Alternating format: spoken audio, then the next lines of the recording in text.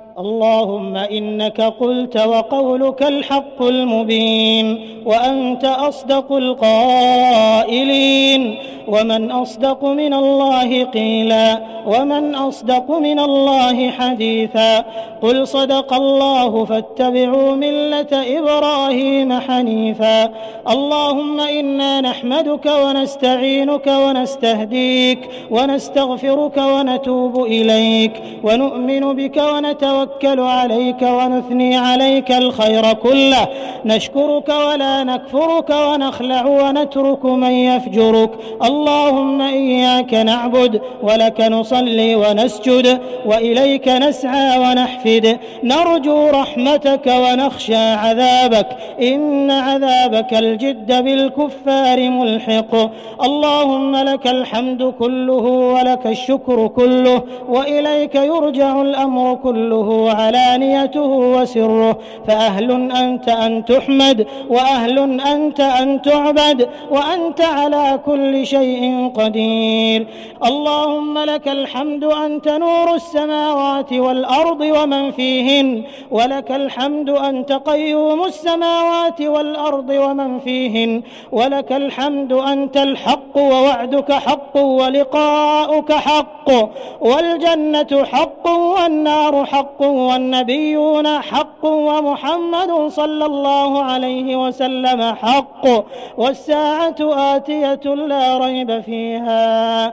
لا إله إلا الله المتوحد في الجلال بكمال الجمال تعظيما وتكبيرا، المتفرد بتصريف الأمور على التفصيل والإجمال تقديرا وتدبيرا، المتعالي بعظمته ومجده، الذي نزل الفرقان على عبده ليكون للعالمين نذيرا.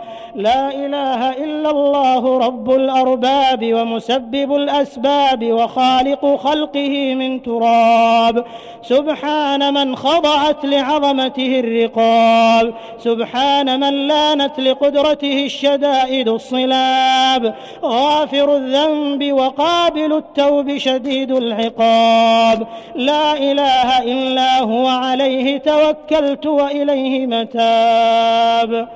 وصلوات الله وسلامه على نبيه وحبيبه محمد صلى الله عليه وسلم، الذي أرسله إلى كافة الثقلين بشيرا ونذيرا، وداعيا إلى الله بإذنه وسراجا منيرا. اللهم انفعنا وارفعنا بالقرآن العظيم الذي أيدت سلطانه، وقلت يا أعز من قائل سبحانه، فإذا قرأناه فاتبع قرآنه، ثم إن علينا بيانه، أحسن كتبك نظاما وأفصحها كلاما وأبينها حلالا وحراما، ظاهر البرهان محكم البيان، محروس من الزيادة والنقصان، فيه وعد ووعيد وتخويف وتهديد، لا يأتيه الباطل من بين يديه ولا من خلفه، تنزيل من حكيم حميد. اللهم ذكرنا منه ما نسينا، وعلمنا منه ما جهلنا، وارزقنا تلاوته آناء الليل وأطراف النهار على الوجه الذي يرضيك عنا. اللهم اجعلنا ممن يحل حلاله ويحرم حرامه، ويعمل بمحكمه ويؤمن بمتشابهه ويتلوه حق تلاوته. اللهم اجعلنا ممن يقيم حروفه وحدوده، ولا تجعلنا ممن يقيم حروفه ويضيع حدوده. اللهم ألبسنا به الحلل وأسكننا به الظلل، وادفع عنا به النقم، وزدنا به من النعم يا ذا الجلال والإكرام. اللهم اجعلنا من أهل القرآن الذين هم أهلك وخاصتك يا ذا الجلال والإكرام. اللهم اجعل القرآن العظيم لقلوبنا ضياء، ولأبصارنا جلاء، ولأسقامنا دواء، ولذنوبنا ممحصا، وعن النيران مخلصا. اللهم شفيعا لنا وحجة لنا لا حجة علينا. اللهم اجعلنا ممن قاده القرآن إلى الجنان، ولا تجعلنا ممن أعرض عنه القرآن فزج إلى قفاه في النار. يا واحد يا قهار. إلهنا قد حضرنا ختم كتابك ولذنا بجنابك، فلا تطردنا عن بابك، فإن طردتنا فإنه لا حول لنا ولا قوة إلا بك. لا إله إلا الله عدد ما مشى فوق السماوات والأرضين ودرج، والحمد لله الذي بيده مفاتيح الفرج.